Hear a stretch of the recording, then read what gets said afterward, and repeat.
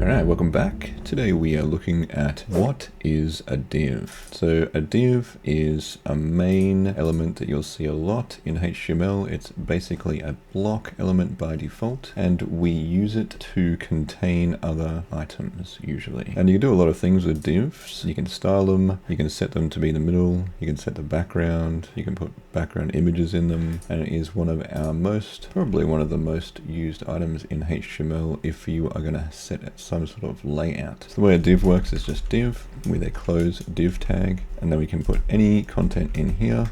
Well, I'm not sure about any content, but you can put quite a lot of content in here. Like I can put my favorite p tag in here with some text.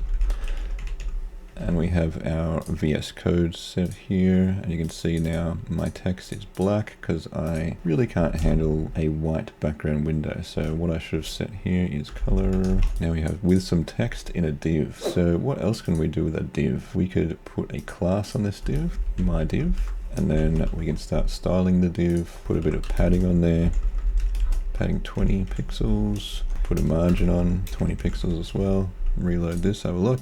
Now you can't actually see the div because it has a background that is transparent, so we could set the background to something we can see. Teal. Teal's a nice color. Alright, and you can see how this div now has our padding of 20, which is the inside. Padding is on the inside, and the margin is on the outside of 20. So it's got 20 all around and 20 on the inside. If we load our dev tools here, if you can see the dev tools, we go elements, and then we select this, and we can see our div, and we can see that it has the margin 20 and the padding 20. And you can see the background and the default font, which is Times New Roman. Very not nice looking font, or maybe some people like that font. By default, these are block elements, so they'll take up the whole width of the screen. If you wanted, you can center these divs using the margin. So instead of margin 20, you would put margin 20 and then auto, and then you'd set a width on it, width to say 50% of the screen. Now if we save and reload this, you can see it will actually go to 50% of whatever the screen size is. What else can I say about divs? Anything else exciting? The elements, the containers, you can put content in them. You can style all of the divs if you wanted to target them by just typing div. This will style every single div on the page instead of having a separate class. And then if you wanted to style every div like this, you could do this instead.